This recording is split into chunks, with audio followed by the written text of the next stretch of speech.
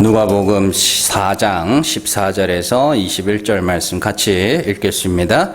예수께서 성령의 능력으로 갈릴리에 돌아가시니 그 소문이 사방에 퍼졌고 친히 그 여러 회당에서 가르치심에 뭇사람에게 칭송을 받으시더라. 예수께서 그 자라나신 곳 나사렛에 이르사 안식일에 늘 하시던 대로 회당에 들어가사 성경을 읽으려고 서심해 선지자 이사야의 글을 들이거늘 책을 펴서 이렇게 기록된 데를 찾으시니 곧 주의 성령이 내게 임하셨으니 이는 가난한 자에게 복음을 전하게 하시려고 내게 기름을 부으시고 나를 보내사 포로된 자에게 자유를 눈먼 자에게 다시 보게 함을 전파하며 눌린 자를 자유롭게 하고 주의 은혜의 해를 전파하게 하려 하심이라 하였더라.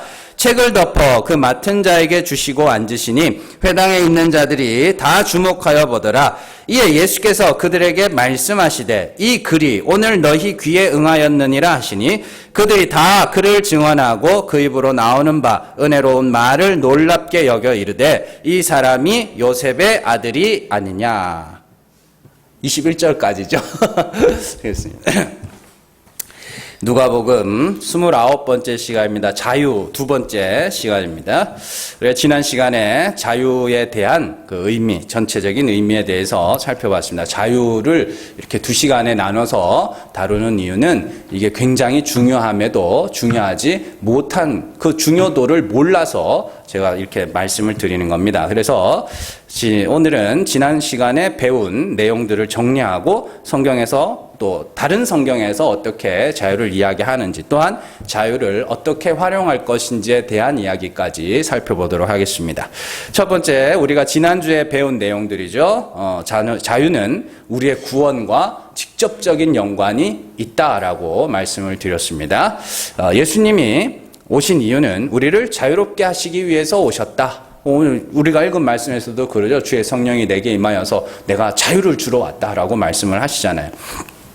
그 말은 예수님을 통해서 우리는 반드시 자유를 얻어야 하며 자유를 얻은 자만이 하나님의 아들이 되어 그 하나님 나라를 유업으로 물려받게 됩니다. 갈라디아서에서도 분명히 그렇게 이야기를 하고 있죠. 자, 두 번째로 자유는 벗어남, 풀려남을 의미를 하는데 벗어남을 알기 위해서는 내가 갇혀 있었다, 묶여 있었다라는 걸 알아야 된다고 그렇게 말씀을 드렸죠. 그래서 모든 인간들은 어디에 갇혀 있어요? 법, 신의 이름으로 주어진 법에 갇혀 있다고 그랬습니다. 그래서 함무라비 법전이든 뭐든 간에 다 신의 이름으로 주어졌단 말이에요. 그러니까 인간들이 그냥 신 그러면 뭐예요? 법 이렇게 여긴다고요. 그래서 우리는 법에서 벗어나서 어디로 가야 돼요? 은혜 아래로 가야 된다고 말씀을 드렸습니다. 그래, 그걸 뭐라 그래요? 법에서 풀려나는 거. 자유라고 이야기합니다. 근데 법에서 풀려나는 것만 생각하시면 안 됩니다. 은혜 아래로 들어감까지예요. 그래서 세 번째로 자유를 얻기 위해서 우리는 어떻게 해야 돼요? 제일 먼저 진리를 알아야 되죠. 진리를 알아야 됩니다. 진리라는 단어 자체가 뭐라 그랬어요? 참 하나님을 진리라고 이야기를 합니다. 그래서 어디 뭐 도가에서 말하는 그런 도나 뭐 유교에서 말하는 천이나 이런 내용들이 아닙니다. 그냥 진리, 성경에서 진리 그러면 참 하나님 그렇게 읽으시면 됩니다. 참 하나님을 말하고 참 하나님은 죽은 자를 살리시는 은혜의 하나님이시죠. 그래서 진리를 알면 진리가 우리를 자유케 어떻게 법에 대하여 죽으면 될 거 아닙니까? 그러면 하나님이 죽은 자를 살리시는 분이니까 내가 죽으면 살리시는 거네? 이렇게 되는 거예요. 그게 진리를 알면 자유케 되는 거예요. 그게. 네. 자, 그래서 진리를 알고 난 후에는 하나님이 살리셔야 할 죽은 자가 되어야 됩니다. 죄로 죽는 겁니다. 내 죄를 자백하고. 그래서 예수님이 시험을 당하시고 세례받고 시험 당하시고 난 다음에 다른 성경에 보면 회개하라 천국에 가까웠느니라 이렇게 이야기를 하죠. 그게 뭐예요? 곧 죽는 게 곧 뭐예요? 자유를 얻는 거라니까. 자신의 죄를 자복하고 하나님의 긍휼하심을 구하는 것이 곧 그게 뭐예요? 사는 길. 그게 자유예요. 그게. 내 죄를 자백하며 하나님의 율법으로 하면 하나님의 저주를 받아야 할 자임을 인정하며 동시에 하나님의 다시 살리심을 부르짖는 것이 법에서 풀려나서 은혜 아래로 넘어가는 것이죠. 그리고 자유를 얻는 것만큼이나 중요한 것이 뭐예요? 자유를 지키는 겁니다. 자유를 지킨다는 게 뭐예요? 다시는 법 아래로 넘어가지 않는 것. 그건 뭔 말이에요? 인간들이 가만 놔두면 자동으로 뭐 하게 된다고요? 법 아래로 가게 된다고요. 뭔 말인지 아시겠어요? 그래서 우리가 법 아래로 갔다는 증거가 뭐예요? 사람들의 행위를 보고 그들의 구원을 판단하는 거. 뭐 속된 말로 저건 지옥 갈 거야. 이런 거 있잖아요. 그런 것들이 내가 법 아래로 지금 가고 있다는 증거입니다. 그러면 빨리 돌아서서 아니지. 누구든지 주의 이름을 부르는 자, 하나님의 긍휼을 구하는 자가 구원에 이르게 되는 거지라고 빨리 여러분들이 선회를 하셔야 됩니다. 그래서 그게 성령의 인도하심과 육체의 소욕 간에 우리 안에서 일어나는 영적인 전쟁이다. 제가 그렇게 말씀을 드렸습니다. 자, 그리고 마지막으로 하나님을 사모하는 마음이 법 아래에 있는 자들이 커요? 아니면은 은혜 아래에 있는 자들이 커요? 은혜 아래에 있는 자들이 큽니다. 여러분들 은혜 아래에 있다? 하나님의 긍휼을 구한다는 게 뭔지를 성경이 아주 그림으로 잘 설명한 것이 있는데 베드로와 요한이 성전에 올라갈 때 나면서 안전뱅이 된 자가 무언가를 얻을까 하여 쳐다보는 거 있죠? 예, 그게 긍휼의 상태입니다. 예, 거기에 보면 나와요. 그 단어가 엘레오스. 그러니까 아무것도 없어서 누군가의 도움을 절실하게 삼아요. 그래서 뭔가를 얻기 위해서 베드로와 요한은 이렇게 보고 있죠. 예, 그 상태가 긍휼이에요. 그러니까 그게 뭐예요? 하나님을 사모하는 자라고 이야기를 하는 겁니다. 법 아래 있는 자들은 아니 하나님하고 자꾸 뭐 하려고 그러냐면 거래를 하려고 그럽니다. 내가 이만큼 선한 일 했으니까 그에 대한 보상과 대가를 요구하는. 깊이 들어가면 다 그렇게 통한다니까요. 그러니까 누가 더 하나님을 사모하느냐? 자유한 자들이 더 하나님을 사모하게 된다. 이런 이야기입니다. 자, 그래서 우리가 그게 지난주에 배운 내용들입니다. 오늘은 성경의 예시를 통해서 자유를 조금 더 구체적으로 살펴보도록 하겠습니다. 사실 우리가 뭐 성경에서 제일 비교가 되는 대상이 이제 바울과 야고보죠. 오늘 이제 그 두 사람의 자유에 대해서 살펴볼 텐데요. 그 가운데 바울은 갈라디아서에서 자유를 어떻게 설명하느냐? 하갈과 사라를 통해서 자유와 종으로 설명을 해주고 있습니다. 갈라디아서 4장 21절에서 26절 같이 읽습니다. 내게 말하라. 율법 아래 있고자 하는 자들아, 율법을 듣지 못하였느냐? 기록된 바 아브라함에게 두 아들이 있으니 하나는 여종에게서 하나는 자유 있는 여자에게서 낳다 하였으며 여종에게서는 육체를 따라 낳고 자유 있는 여자에게서는 약속으로 말미암았느니라. 이것은 비유니 이 여자들은 두 언약이라. 하나는 시내 산으로부터 종을 낳은 자니 곧 하갈이라. 이 하갈은 아라비아에 있는 시내 산으로서 지금 있는 예루살렘과 같은 곳이니 그가 그 자녀들과 더불어 종노릇하고 오직 위에 있는 예루살렘은 자유자니 곧 우리 어머니라. 아멘. 법 아래에 있는 자가 누구예요? 하갈, 그건 시내 산 언약, 지금 있는 예루살렘.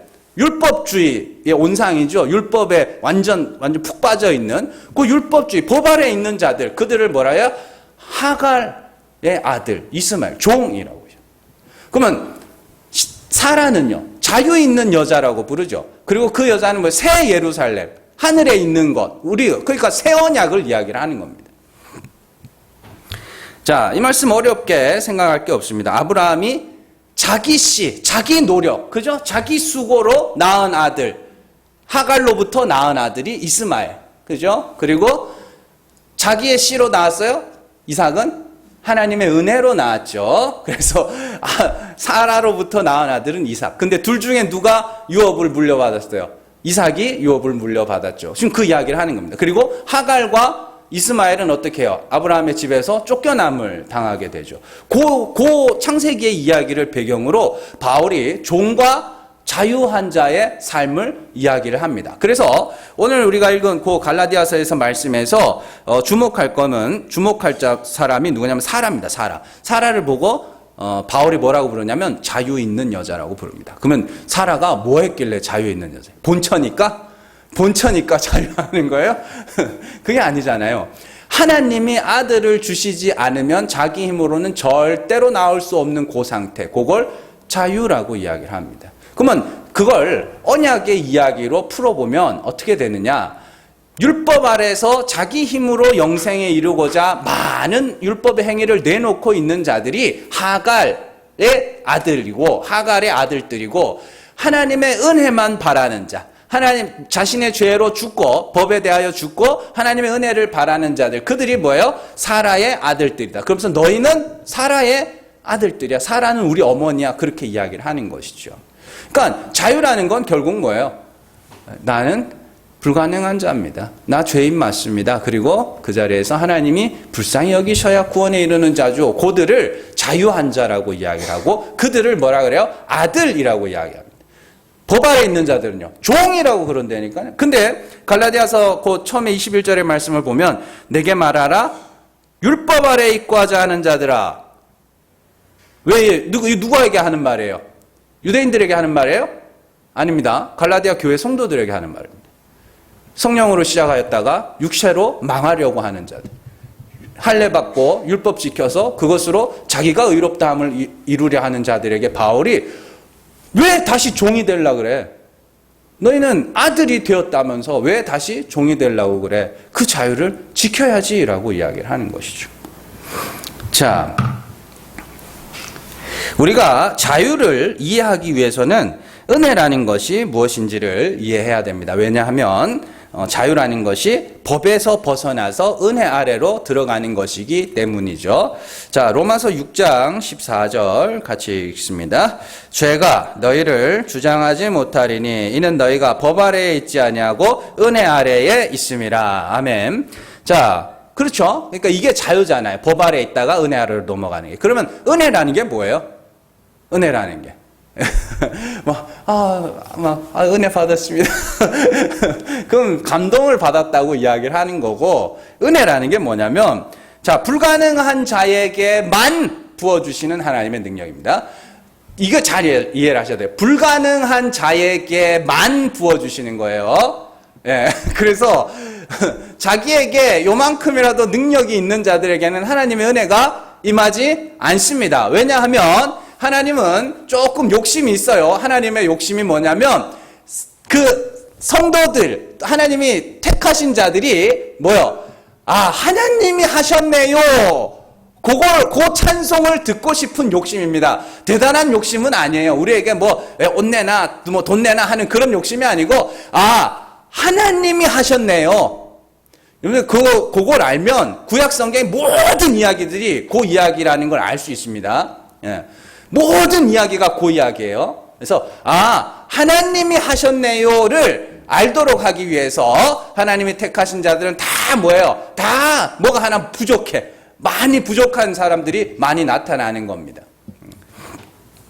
그래서 제가 예전에도 한번 말씀드렸지만 삼손은 아마 근육질의 사람이 아니었을 겁니다. 제 예상이에요. 제 예상. 성경이 제가 보는 하나님, 제가 아는 하나님이 맞다면 삼손은 막 근육질에 우락부락해가 누가 봐도 힘센 사람이 아니었을 확률이 훨씬 더 높습니다. 왜냐하면 삼손의 힘의 근원은 누구였어요? 하나님이었어요. 그렇다면 누가 봤을 때 삼손은 비리비리해 보여야 돼요. 그래야 삼손 자신도 그렇고 다른 사람들이 보기에도 그렇고 저 사람은 힘이 없어 보이는데 어디서 저런 힘이 났을까? 하나님이 하셨구나로 알게 될 수 있기 때문입니다. 그러니까 우리가 예전에 영화가 있었죠. 삼손과 들릴라 이러면서 거기 보면 삼손이 아주 근육질에 막 우락부락한 이런 사람으로 나오는데 아닐 확률이 더 높습니다. 자, 그래서 오늘 말씀에서 우리가 아까 갈라디아서 읽은 말씀에서 사라를 자유한 여인이라고 부르는 이유는 사라가 생리가 끊어졌어요. 그러면 더 이상 아들을 낳을 수가 없습니다. 그래서 하나님이 아들을 주셔야만 낳을 수 있는 상태죠. 그 상태를 자유라고 이야기를 합니다. 그래야 뭐해요? 아들을 낳았을 때 하나님이 낳게 하셨네요. 하나님이 웃게 하셨네요. 라고 말할 수 있기 때문입니다. 그게 자유예요. 그게 구원의 원리입니다. 그래서 우리가 자유를 얻어야 되는 것이죠. 자, 그렇다면 종인 하갈의 상태는 율법 아래서 스스로 많은 행위를 내놓고 그것으로 의에 이르고자 하는 상태를 말하고, 자유한 여인인 사라의 상태는 율법으로 죄를 알고 그 죄로 저주받을 죄인이며 하나님 앞에 내놓을 어떤 의도 없음을 고백하는 상태를 이야기한다고 알 수 있죠. 그러면 자, 자유한 자와 종 사이에는 어떤 현상이 생기느냐?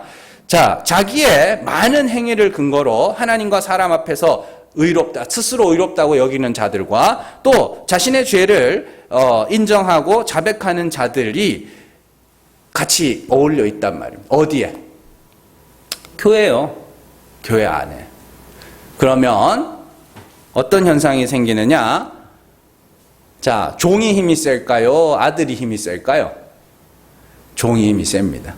종이 힘이 세요. 예. 갈라디아서 4장 29절 같이 읽습니다. 그러나 그때에 육체를 따라 난 자가 성령을 따라 난 자를 박해한 것 같이 이제도 그러하도다. 육체를 따라 난 자는 이스마엘이죠. 성령을 따라 난 자는 이삭입니다. 그래서 이삭이 젖되는 날에 아브라함이 큰 잔치를 배설하죠. 그때 누가? 이스마엘이 이삭을 보고 막 조롱하죠. 그걸 보고 이제 쫓아내게 되는 겁니다. 그러니까 지금 그거 똑같은 현상이 일어나고 있다. 어디에? 교회 안에 일어나고 있다. 그래서 하나님 앞에 내가 뭔가를 했다, 의롭다, 난 죄 지은 적 없다, 난 성화에 이르렀다, 이런 사람들을 교회가 더 높게 쳐주고 그냥 뭐만 했다 하면 걸려, 이 사람. 실제로 그래요. 여러분들, 성도들이 분명히 잘못을 했는데 안 걸렸다? 그럼 그 별로 좋은 거 아닙니다. 하여튼 뭔가 요만큼만 잘못하면 걸리는 거야. 자꾸 걸려. 그래가지고 저거는 어떻게 저렇게 인간이 저러냐, 그런 소리도 들어보고 그러면서 어떻게 해요? 아이고, 하나님이 불쌍히 여겨주셔야 됩니다. 이 자리에 있는 사람들을 교회에서 뭐라 그러겠어요? 교회뿐만이 아니라 인간 세상에서도 그런 사람들은 아주 철저하게 무시를 당합니다. 그걸 박해라고 이야기를 하는 겁니다. 그리고 역사적으로도 예수 믿는 사람들을 박해한 사람들은 주로 누구예요? 성경 안에서. 성경 밖에 로마 역사 이런 거 보지 말고 성경 안에 예수 믿는 사람 박해한 사람 누구예요? 유대인이라고요. 법 아래에 있는 자들. 그렇잖아요. 여러분들 사도행전 한번 살펴보세요. 교회를 박해한 건 유대인이고 교회 안에 이단의 씨앗을 뿌린 것은 누구예요? 유대인들이에요. 율법주의. 성도는 하나님의 은혜, 하나님의 긍휼, 그것만, 평생 그것만 붙잡고 살아야 되는 겁니다.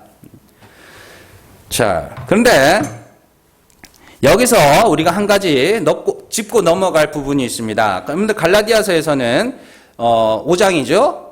보면 육체의 일과 성령의 열매에 대해서 이야기를 합니다. 육체의 일이라고 했는데 육체의 열매라고 할게요. 육체의 열매와 성령의 열매를 비교하고 있습니다. 그러면 이거는 여기서 열매라는 건, 갈라디아서에서 사도 바울이 말하는 열매라는 건 내가 열심히 막 수고해서 그렇게 맺어야지 하는 그런 열매가 아닙니다. 육체 아래, 법 아래 있는 자들에게서 나타나는 현상입니다. 은혜 아래 있는 자들에게서 나타나는 현상이에요. 그걸 열매로 이야기를 하는 겁니다. 그래서 성령의 열매는 은혜 아래 있는 자들에게서 나타나는 현상이고요. 육체의 열매는 법 아래 있는 자들에게서 나타나는 하나의 현상으로 봐야 됩니다. 자, 법 아래 있는 자들은 내가 의에 이르러야 하기 때문에 절대로 죄가 드러나면 돼야 안 돼요. 죄가 드러나면 안 돼요. 그게 법 아래 있는 자들의 특징입니다. 그런데 죄가 있는데 안 드러난다니까. 그래서 어떻게든 감추려고 합니다. 죄를 감추려고 하고 또 자신의 행위를 자연스럽게 드러내려고 합니다. 내가 내놓은 행위들을 근거로 나를 사랑합니다. 그리고 얼마나 내가 의로운지를 비교를 하려면 자꾸 누구랑 비교해요? 다른 사람들과 비교하게 됩니다. 그래서 뭐 시기하거나 질투하거나 이런 모습들이 나타나게 되는 거예요. 현상입니다. 자연스럽게 나타나는. 여러분들 정말로 보통의 교회들에서 한번 잘 생각을 해보세요. 그래서 그들이 어떻게 신앙생활, 진리 알지 못하는 자들이 어떻게 신앙생활을 하고 있는가 한번 잘 보시라고요. 정말로 경쟁적 신앙생활을 하고 있다니까요. 저 사람보다는 내가, 저 사람보다는 평생 그렇게. 그게 정상이고 그게 심지어 그게 옳다고 여깁니다. 그래서 자꾸 뭐가 변질이 돼가요. 기도도 변질이 돼가요. 얼마나 오래 했느냐? 그래서 괜히 새벽에 막 기도 시켜놓고 쫙 가면 이제 꼭 거기 꽂혀 있는 사람들이 있어요. 내가 1등 해야지. 내가 제일 오래 기도하고 갈 거야. 그거는 올바른 기도가 아니에요. 예. 제가 말씀드리잖아요. 기도를 하시라고. 괜히 이건 실제로 제가 본 거니까. 권사될 후보들 있잖아요. 교회에 보면 이제 붙박이 집사님들, 여자 집사님들 있잖아요. 점수를 매겨요. 일주일에 예배를 몇 번 참석하느냐, 헌금 생활을 어떻게 하느냐, 봉사는 뭘 하느냐, 이렇게 해가지고 항목을 몇 개를 만들어서 점수를 쫙 뽑습니다. 그래가지고, 조금 더 분발하세요. 이렇게, 그런 표도 만들고. 참 재밌는 세상이죠. 그게 정상이라고 생각하고 그걸 잘한다고 생각을 하고 있습니다. 그러나, 교회는 그렇게 하면 안 돼요. 예. 반면에 은혜 아래 있는 자들은 내가 죄인임을 알기 때문에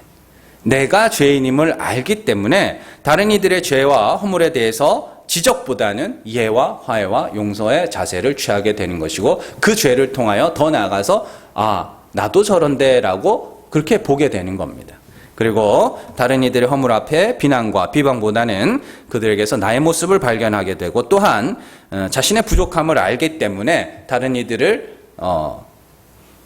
앞에서 나를 높이고자 하는 마음을 뭐하게 돼요? 절제하게 돼요. 그런 모습들이 나타나요. 그러니까 성령의 열매와 육체의 열매는 그렇게 원리가 중요한 것이지 거기에 기록된 세목들을 하나하나 나열해서 우리가 이런 열매를 맺어야 됩니다라고 가르치는 것이 아니라는 겁니다. 갈라디아서 5장 19절에서 23절 같이 읽습니다. 육체의 일은 분명하니 곧 음행과 더러운 것과 호색과 우상숭배와 주술과 원수 맺는 것과 분쟁과 시기와 분냄과 당짓는 것과 분열함과 이단과 투기와 술취함과 방탕함과 또 그와 같은 것들이라 전에 너희에게 경계한 것 같이 경계하노니 이런 일을 하는 자들은 하나님의 나라를 유업으로 받지 못할 것이요 오직 성령의 열매는 사랑과 희락과 화평과 오래 참음과 자비와 양선과 충성과 온유와 절제니 이 같은 것을 금지할 법이 없느니라. 아멘. 보시면은 21절 마지막에 이런 일을 하는 자들은 하나님의 나라를 유업으로 받지 못할 것이다 이렇게 돼 있죠. 그런데 갈라디아서 안에 보면 육체로 난 자, 육체로 따라 난 자는 하나님의 나라를 유업으로 받지 못할 거라고 이야기를 합니다. 그래서 육체의 일 해놓고 음행과 더러운 것과 호색 이렇게 되는데 이걸 갖다가 어디 가가지고 여자들하고 바람피고 이런 것만 그런 이야기 아닙니다. 성경에 나오는 간음은 진짜 사랑해야 될 거 누구예요? 하나님을 사모해야 될 거 아닙니까? 그게 아니라 그 사랑이 누구에게로? 내게로 향해 있는 그 상태를 음행, 간음이라고 이야기를 하는 겁니다. 그래서 다른 데 가면 고린도전서 같은 데 가면 동성애하는 자도 주 안에 그리스도 안에서 구원받는다고 이야기를 한다고요. 사도 바울이. 그러니까 왜 한 입 갖고 두 말을 하냐고. 그런 이야기가 아니란 말입니다. 율법 아래 있는 자들이 나타나는 현상을 이야기하는 겁니다. 자, 그래서 이거에 보면 그러면 이건 안 해야 되고 이건 해야 되고 이게 아닙니다. 이게 아니라 내 안에서 그런 육체의 열매들이 나타날 때 내가 지금 어디로 가고 있다는 소리입니까? 육체의 소욕을 따라 법 아래로 끌려가고 있다는 이야기 아닙니까? 그러면 바로 돌아서서 어떻게 해요? 성령 아래로 나 죄인이지 라는 그 자리로 가라는 이야기예요. 그리고 내게서 성령의 열매가 나오면 어떻게 해요? 잘 하고 있으니까 거기로 정진하라는 이야기고. 자, 이처럼 사도 바울은 자유에 대해서 죄로 죽는 것, 법에서 벗어나는 것, 은혜 아래로, 긍휼 아래로 들어가는 것을 이야기합니다. 그걸 자유라고 그래요. 근데 사도 바울에게 있어서 자유는 조금 어렵습니다. 설명을 해놓은 게 이 바울의 서신이 그래요. 조금 어려워 보면. 근데 야고보는 조금 더 쉽게 설명을 해놨습니다. 자, 야고보는 자유를 바울보다 쉽고 명확하게 설명을 해요. 자, 야고보는 하나님이 어떤 분인지를부터 설명을 해줍니다. 자, 야고보서 2장 5절 말씀 같이 읽습니다. 내 사랑하는 형제들아 들을지어다. 하나님이 세상에서 가난한 자를 택하사 믿음에 부유하게 하시고 또 자기를 사랑하는 자들에게 약속하신 나라를 상속으로 받게 하지 아니하셨느냐. 아멘. 자, 하나님이 어떤 분이라 그래요? 야고보가 가난한 자들을 택하사 믿음에 부유하게 하셔서 어떻게 해요? 하나님 나라를 상속으로 준다. 중간에 하나님을 사랑한다고 이야기한 거 아까 제가 말씀드린 그 하나님 사랑입니다. 하나님만을 바라고 있는 거. 주의 긍휼만을 바라고.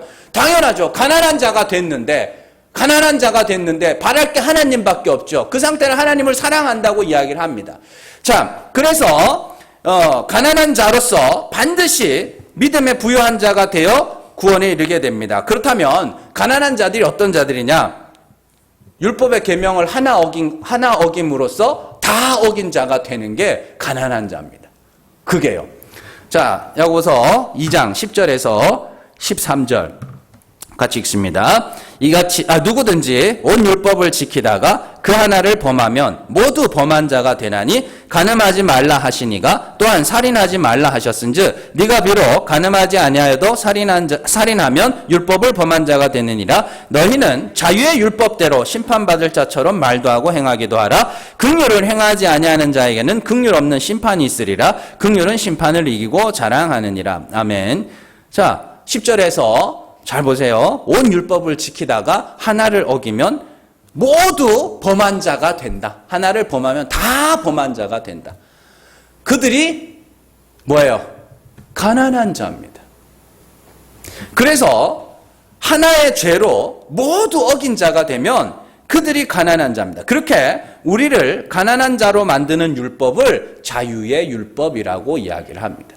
이거를 자유의 율법이라는 걸 대부분 제가 본 중엔 다 그래요. 어떻게 설명하냐면 우리가 이미 자유하게 되었으니까 그리스도 안에서 죄 사함을 받았기 때문에 우리는 이제 이미 의롭다함을 받았대. 그래서 이제 율법을 볼 때 어떻게 해요? 자유롭게 지킨다는 거예요. 지키고 싶으면 지키고 그럼 안 지키고 싶으면 안 지켜도 될 거 아닙니까? 또 그것도 되게 또 아니래.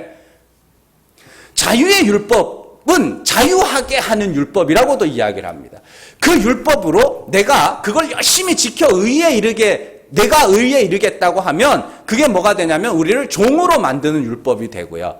그 율법의 계명을 통하여 하나 어긴 걸 통하여 다 어긴 자가 되면 그걸 자유의 율법이라고 이야기합니다. 그래서 거기 앞에서 보시면 12절에 너희는 자유의 율법을 따라, 율법대로 돼 있죠. 자유의 율법을 따라 심판받을 자처럼 말도 하고 행하기도 하라.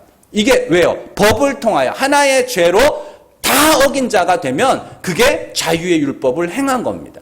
그래서 그들이 구할 건 뭐밖에 없어요?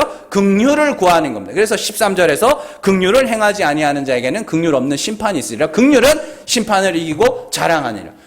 이어지죠? 다. 왜요? 하나님이 가난한 자를 믿음에 부여하게 하셔서 하나님 나라를 유업으로 물려주시는 분이니까 우리는 그 율법 앞에서 내 하나의 죄로 다 어긴 자가 되어 하나님의 긍휼을 구하면 그들이 자유한 자라니까요. 자, 그러니까 이게요, 이렇게 성경이라는 게 깨닫고 나면은 굉장히 명확하고 너무너무 선명하게 풀리는 거거든요. 그래서 저는 이게 너무 재밌어요. 그냥 늘 같은 소리를 하는 것처럼 들릴 수도 있으시겠지만 너무 재밌어요. 이렇게 하나하나 풀어가는 게 이게 자유였구나. 근데 이제 이걸 이제 우리가 안다고 해서 그 다음은 알면 뭐 해야 돼요? 해야 될 거 아닙니까? 근데 하는 게 쉽지가 않다고요. 하는 게 쉽지가 않아요, 여러분들. 예? 열심히 행해서 그래도 100점은 못 돼도 70점, 80점은 되라 그러면 막 하거든요. 근데 그런 거 없다. 70점, 80점 그런 거 없다. 우리는 다 빵점으로 내려가야 된다라고 말하면 사람들이 굉장히 맥이 빠져요. 그래서 구원 얻기가 어렵다고 이야기를 하는 겁니다. 쉽지 않아요, 여러분들. 그러나 일단 지식은 알아야 행할 거 아닙니까? 알지도 못하는데 어떻게 갈 거예요? 자, 그래서 아까 전에 사도 바울도 자유의 이야기를 하다가 열매에 대한 이야기를 했죠. 근데 야고보도 그런 이야기를 합니다. 야고보서 2장 6절에서 7절 말씀 같이 읽습니다. 너희는 도리어 가난한 자를 업신여겼도다. 부자는 너희를 억압하며 법정으로 끌고 가지 아니하느냐. 그들은 너희에게 대하여 일컫는 바 그 아름다운 이름을 비방하지 아니하느냐. 아멘. 잘 보세요. 돈 없다고 차별하는 거는 이거는 옛날부터 사람들이 싫어했던 겁니다. 근데 사실은 여러분들이 우리가 한 가지 생각을 해야 될 게 뭐냐면 이 차별과 분리는 다릅니다.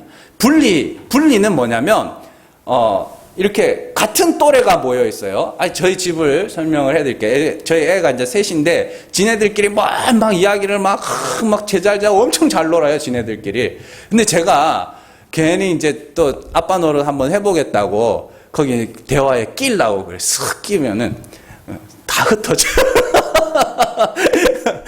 흩어져. 안 맞는 거야. 이야기가 안 맞아. 막 떠들다가도 제가 대화에 끼면 조용해져요. 이제, 이거 끼면 안 되는구나. 그래서 이제, 거리를 두죠. 그러니까 말 통하는 사람은 이제 집사람밖에 없는 거예요. 그러니까 집사람하고 저하고 대화하고 애들은 애들끼리 대화하고 뭐. 그런 게 이제 분리입니다. 분리. 그래서 교회 안에서도 그런 분리는 자주 일어납니다. 뭐, 남자 집사님들끼리, 또 여자 집사님들끼리, 또 권사님들끼리, 또 사는 동네가 같으면 같은 동네끼리, 또 생활 수준도 마찬가지예요. 돈이 많은 사람들하고 돈이 없는 사람들하고 이야기가 잘 안 통하고 또 의외로 잘 섞어 놓으려고 그래도 잘 안 섞입니다. 그래서 그냥 그런 건 뭐라면 분리라 그래요. 분리라. 근데 차별이라는 건 뭐냐면 사람의 가치에 대한 이야기입니다. 가치. 뭔 말인지 아시겠어요? 분리는 다르네. 이 사람들 다르네. 여기 상일동 사시는 분들, 강일동 사시는 분들, 천호동, 암사동 사시는 분들 이렇게 이런 거는 분리라 그러고요. 차별은 뭐냐면 저 사람이 더 가치 있구나. 저 사람은 가치가 없구나. 그걸 차별이라 그래요. 그래서 야고보가 말하는 게 그런 것이죠. 자, 가난한 자와 부자로 나눕니다. 그러면 가난한 자는 누구겠어요? 하나님이 가난한 자를 택하사 어떻게 해요? 믿음에 부여하게 하셔서 하나님 나라를 유업으로 물려주신다고 할 때 그 가난한 자입니다. 돈 없는 자 아니고. 죄가 드러나서 그 죄로 율법에 대하여 죽고 하나님의 은혜만을 사모하는 하나님을 사랑하는 자들. 근데 그들이 실상으로 보면 어떻게 해요? 가치 없어 보입니다. 왜요? 죄만 지었다 그러면 다 들켜. 죄만 지었다 그러면 다 들켜. 그래서 사람들한테 막 손가락질도 받고. 근데 부자들이 있네요. 누구겠어요? 법 아래 있는 자들. 많은 율법의 행위를 가진 자들. 실제로 교회 안에서 그런 사람들은 굉장히 높이 존경을 받습니다. 정말요. 한번 잘 생각을 해보세요. 여러분들이 지금까지 지나온 교회들을 잘 생각을 해보세요. 많은 것들을 행한 사람들 많이 높여 세워줍니다. 그게 나쁘다는 게 아니라 그 높여주는 것 자체가 나쁘다고요.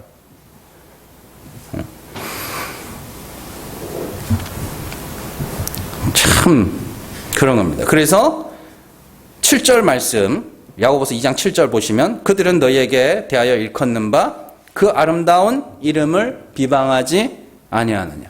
그 아름다운 이름이 뭐예요? 가난한 자를 부여하게 하시는, 가난한 자를 믿음에 부여하게 하셔서 하나님 나라를 유업으로 물려주시는 그 하나님의 이름이요. 그걸 비방한다고요. 왜요? 하나님, 내가 이렇게 많은 걸 행하고 나는 죄도 안 짓고 난 이렇게 거룩하고 신실하게 살았는데 어떻게 나랑 저런 인간이랑 똑같이 취급하냐. 이게 하나님의 이름을 비방하는 거예요. 그리고 6절 마지막에 부자는 너희를 억압하며 법정으로 끌고 가지 아니하느냐. 어느 법정이요? 지방법원? 그거 아닐 거 아닙니까? 율법 아래로 끌고 가지 아니하느냐. 율법으로 너희를 억압하지 않느냐. 자유롭게 해줬는데 내가 하나님이 어떠한 분인지를 너희에게 말함으로 말미암아 너희가 그 앞에서 자신의 죄로 말미암아 율법에 대하여 죽고 하나님의 은혜를 사모하는 그 자유한 자로 만들어줬는데 그들이 다시 율법으로 너희를 억압하며 너희를 다시 법 아래로 끌고 가지 않느냐. 그게 부자야 라고 이야기를 하는 겁니다. 성도는 이렇게 살아야지, 저렇게 살아야, 그렇게 살면 안 살면 구원 못 받아, 이렇게 가르친다.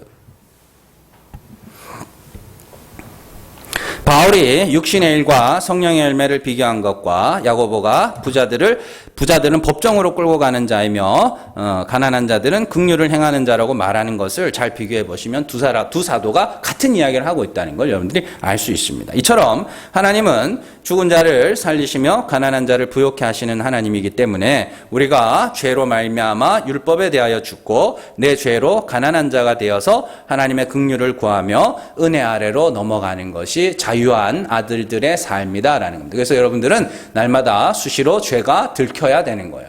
드러나야 됩니다. 그래서 하나님, 진짜 하나님의 은혜가 아니면 나는 안 됩니다 라는 그걸 날마다 배워 가셔야 되는 겁니다. 그렇다면 우리에게 주어진 이 자유를 어떻게 활용해야 하는가? 먹고 마시는 것이 우리의 구원에 영향을 미칠 수가 있어요, 없어요? 먹고 마시는 없습니다. 그럼 먹는 건 잘하는 거예요? 잘하는 것도 아니고 잘못하는 것도 아니죠. 안 먹는 것 잘하는 것도 아니고 잘못하는 것도 아닙니다. 그럼 우리는 어떻게 구원을 얻어요? 오직 하나님의 은혜로. 오직 내가 죄로 죽고 은혜 아래서 하나님의 긍휼만을 바라는 자들, 그들만이 하나님이 법에 대하여 죽은 자들만이 뭐예요? 하나님의 은혜로 구원에 이르게 됩니다. 그러니까 우리의 행위가, 우리 어떤 행위가 구원에 영향을 미칠 수가 없다라는 이야기입니다. 왜요? 법에 대하여 죽었기 때문에. 그 과정이 없으면 안 됩니다. 법에 대하여 반드시 죽어야 자유를 누릴 수 있는 거예요. 자, 그래서 성도는 이 땅에서 모든 것을 먹고 마시고 어디든지 갈 수 있는 자유가 있습니다. 막 마음대로 자유에 이런 이야기가 아닙니다. 왜요? 하나님이 불쌍히 여기셔서 구원에 이룰 수 있다는 걸 아는 자들이기 때문에.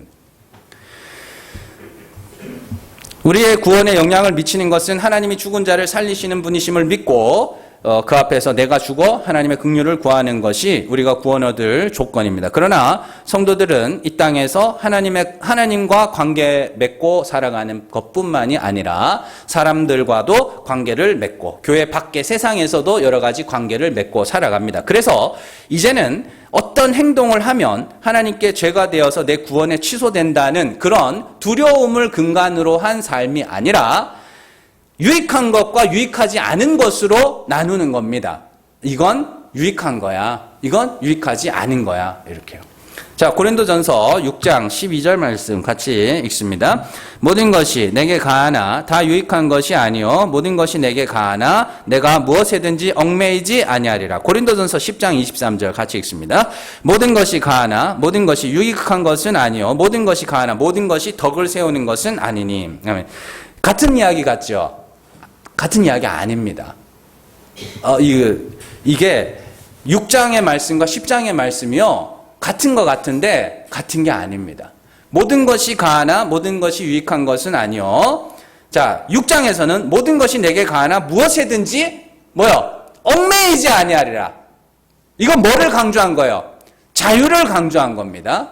뭔 말인지 아시겠죠? 10장에서 모든 것이 가하나 모든 것이 유익한 것이 아니요 모든 것이 가하나 모든 것이 덕을 세우는 것은 아니니. 이건 뭐예요? 유익, 다른 이들의 유익을 강조를 한 겁니다.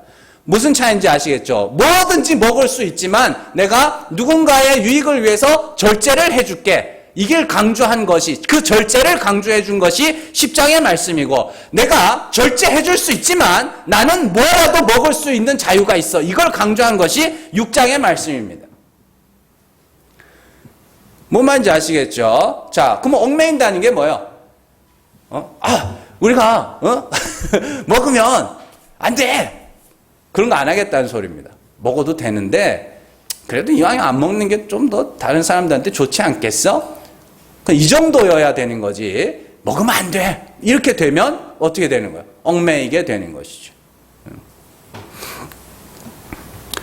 자, 그래서 성도는요, 이 땅에서 이왕이면 욕 안 먹고 착하게 사는 게 좋고, 이왕이면 정직하게 사는 게 좋고, 이왕이면 긍정적으로 사는 게 좋고, 또 이왕이면 나뿐만 아니라 다른 이들을 행복하게 하고 타인에게 유익한 삶을 살아가는 게 이왕이면 좋습니다. 이왕이면. 그러나 자칫 잘못해서 그것이 성도의 조건이 되어버리면 안 된다라는 이야기입니다. 그냥 이왕이면 그게 좋다. 여기서 끝나야 돼요. 성도는 그래야 돼가 되면 안 된다는 이야기입니다. 그게 우리를 얽매이는 법이 될 수도 있다는 것이죠.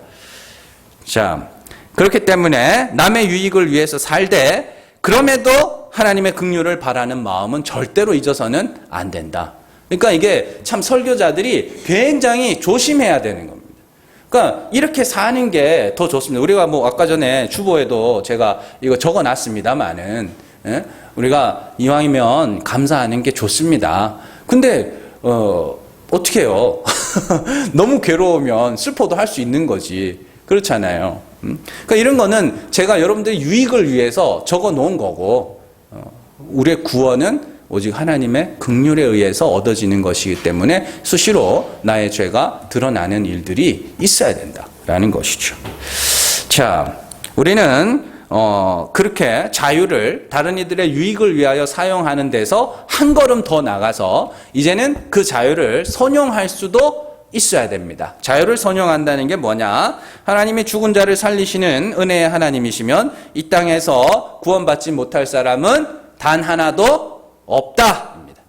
물론 제가 말씀드리지만 교리상 택하신 자만 구원에 이릅니다. 창세전에 택하심을 입은 자만 구원에 이릅니다. 그러나 여러분들 누가 택하심을 받았는지 알아요? 몰라요? 모릅니다. 그렇기 때문에 우리는 어떻게 해요? 모든 사람이 진리를 알고 모든 사람이 구원에 이르기를 바라는 마음으로 복음을 전해야 하는 것이죠. 그래서 우리가 복음을 전하지 못할 사람이 있어요? 없어요? 없습니다. 그런데 의외로 여러분들 많이 거르고 계신 거 아시죠? 예. 저 사람은 안 믿을 거야. 자기 집에 있는 자식들 보고, 자기 남편 보고, 저 사람은 안 믿을 거야. 이러고 있다니까요. 아니, 그런 거 없습니다. 모든 사람에게 전할 수 있어요. 그래서 우리는 어디든지 갈 수 있고 무엇이든지 먹을 수 있습니다. 그렇기 때문에 누구에게라도 뭐 해야 돼요? 어떤 식으로 다가가서든 그들에게 복음을 전할 수 있는 거죠. 그래서 사도 바울이 그 복음을 어떻게 선용하는지 잘 이야기를 해주죠. 고린도전서 9장 20절에서 23절 같이 읽습니다. 율법 없는 자에게는 내가 하나님께는 율법 없는 자가 아니요 도리어 그리스도의 율법 아래에 있는 자이나 율법 없는 자와 같이 된 것은 율법 없는 자들을 얻고자 함이라. 약한 자들에게 내가 약한 자와 같이 된 것은 약한 자들을 얻고자 함이요 내가 여러 사람에게 여러 모습이 된 것은 아무쪼록 몇 사람이라도 구원하고자 함이니 내가 복음을 위하여 모든 것을 행함은 복음에 참여하고자 함이라. 복음을 위하여 우리의 자유를 10분 활용하는 겁니다. 네. 그래요. 그럼 술집에서 전도하면 돼요, 안 돼요? 돼요. 안 될 거. 그렇다고 막 같이 막 이래가지고 막 먹어도 된다고 막 이런 소리는 하지 마시고, 이왕이면 안 먹으면서 전도하는 게 제일 좋죠. 갈 수 있어요. 누구에게라도 복음을 전할 수 있습니다. 자, 그것이 우리의 자유를 선용하는 것이죠. 이 사람이요 어떤 상황에 이렇게 감정적으로 대처한다. 그 감정적으로 대처하는 이유는 지식이 없기 때문입니다. 뭔 말인지 아시겠어요? 내가 이런 상황에 어떻게 해야 될지를 알면 당황하지 않고요. 크게 막 호들갑 떨지도 않고 의연하게 대처합니다. 근데 집에 자녀를 둘 이상 키워보신 분들은 아시겠지만 첫째 때는 어때요? 모든 게 당황스럽죠. 모든 게. 왜? 모든 게 처음이거든. 그래서 저희는 이제 첫째 낳고 베넷 저고리를 준비를 하래요. 그냥 한 벌 사놓은 거예요. 베넷 저고리를 딸랑 하나 사놓은 거예요. 그랬더니 이걸 뭐 하루에도 두 개씩, 세 개씩 입어 제끼는데, 야, 이거는 야, 많이 사놔야 되는구나. 첫째 때니까 아무것도 모를 때니까. 그래서 기저귀 가는 것도 막 이거 애가 잡으면은 뭐 손가락 한 두 마디 되나? 다리 굵기가? 뭐 이거 이렇게 잡으면 부러질 것 같고 막 불안해가지고 막 벌벌벌 떨고 이랬단 말이에요. 그 이제 첫째를 낳고 지식이 없을 때는 당황하죠. 매 순간 당황스럽죠. 애가 막 밤에 막 울기라도 하면 이거 막 뭐 잘못되나 싶어가지고 응급실도 가고 막 이런단 말이에요. 지식이 없으니까. 근데 이제 다 겪었어요. 이제 둘째 의연하게 대처해가지고 탁 해서 다리 탁 잡고 막 기저귀 갈고 막 울어도 그냥 따뜻한 물 먹이고 그냥 속삭여 탁 세게 싸면은 이제 아이들 안 울거든요. 대처하는 거죠, 의연하게. 지식이 있으면 당황하지 않고 이성적으로 판단을 합니다. 토론할 때도 마찬가지죠. 텔레비전 같은데 100분 토론 같은 거 이렇게 보면 우리가 거기서는 토론이라는 것 자체가 원래 승패를 나누는 게 아닙니다. 근데 우리는 보면서 저 사람 졌네, 저 사람 이겼네 해요. 뭘 보고요? 거기서 상대방을 당황시키면 그 사람이 이긴 거예요. 그래서 토론에 나가는 사람들은 그래서 변호사들이 토론을 잘하는 이유가 그거예요. 변호사들은 뭘 하냐면 상대방에서 뭘 공격해 올지를 준비를 해요, 미리. 이렇게 공격하지 않을까? 이렇게 공격하지 않을까? 여러 가지 경우의 수를 쫙 뽑은 다음에 그 사람이 공격해 올 때 준비된 답이 있으면 어떻게 해요? 그 답을 말할 거 아닙니까? 근데 그 사람이 내가 생각하지 못한 질문을 던질 때 거기서 당황을 하거든요. 그래서 막 감정적으로 막 말하다 보면 막 떠듬떠듬거리고 막 그런다고요. 자, 그런데 우리가 하나님을 아는 지식이 있으면요, 내 죄 앞에서 내 죄가 드러날 때 크게 당황하지 않습니다.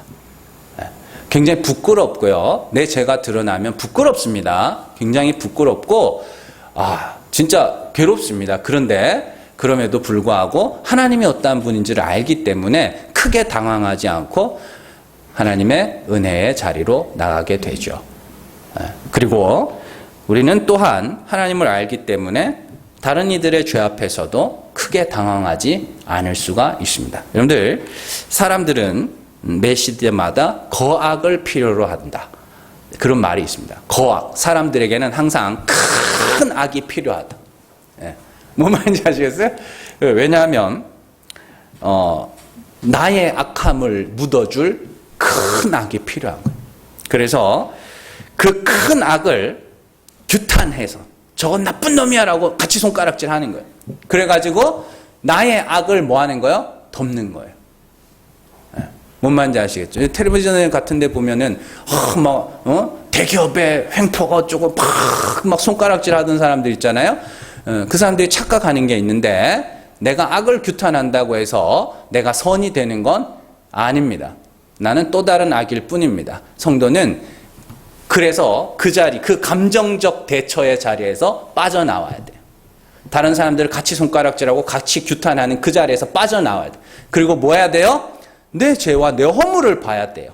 그리고 나서 어떻게 해요? 저 사람도 하나님이 불쌍히 여기시면 구원에 이를 수 있어. 이렇게 가는 겁니다. 정말로 하나님을 좀 잘 아셔야 돼요. 하나님을 모르면 안 됩니다. 이렇게 제가 굉장히 종교개혁 시대, 그리고 한 대부흥 시대, 그렇죠. 1900년대 초반까지. 그게 뭐냐면, 전 세계적으로 종교개혁 이후로 쭉 종교 역사가 이렇게 흘러오면서 1900년대 초반까지 많은 전 세계적으로 부흥 운동이 많이 있었습니다. 그래서 그 와중에 제가 모든 책을 읽은 것은 아니지만 조나단 에드워즈나 뭐 그런 유명한 사람들 있잖아요. 설교를 쭉 읽어봤습니다. 근데 오늘날은 정말 위험합니다. 왜냐하면 그때 설교는요, 굉장히 이성적인 설교였습니다. 굉장히 이성적이고 교리적인 설교였어요. 근데 그걸 듣고 부흥이 일어났다니까요. 그런데 오늘날에는 자꾸만 사람들을 감정을 자꾸 불러일으키려고 그래요. 아니요, 여러분들, 하나님을 아셔야 됩니다. 하나님이 어떠한 분인지를 확실히 아시고 확실히 믿으시고 그 하나님과 확실한 관계를 맺으셔야 돼요. 올바른 관계를 맺으셔야 돼요. 하나님은 사람들이 느낌으로 하나님 이런 분이겠지? 하는 그런 분이 아닙니다. 하나님은 어떠한 분인지 성경이 분명히 기록해 놓고 있습니다. 사도 바울은 하나님을 죽은 자를 살리신 하나님이라고 분명히 말하고, 야고보는 하나님은 가난한 자를 부욕해 믿음에 부여하게 하셔서 하나님 나라를 유업으로 주시는 분이라고 분명히 이야기를 하고 있죠. 그러면 우리는 그 하나님 앞에서 죽은 자로, 가난한 자로 낮아져 가면서 하나님의 긍휼을 구하는 자가 됩니다. 그들이 은혜 아래 아들이 되는 자들이고, 그들이 하나님을 아는 지식으로 말미암아 누가 어떤 소리를 해도 당황하지 않고 지식적으로, 이성적으로 판단하고, 그리고 더 나아가서 많은 사람들에게 진리를 말하여서 많은 사람들을 구원에 이르게 하는 하나님의 도구로 사용되는 겁니다. 여러분들 잘 기억하셔서 우리의 남은 인생이 정말로 하나님을 아는 지식을 근거로 하나님과 화목하고 또한 하나님의 복음을 많은 사람들에게 증거하여서 나뿐만 아니라 많은 사람들을 하나님과 화목하게 하는 일들로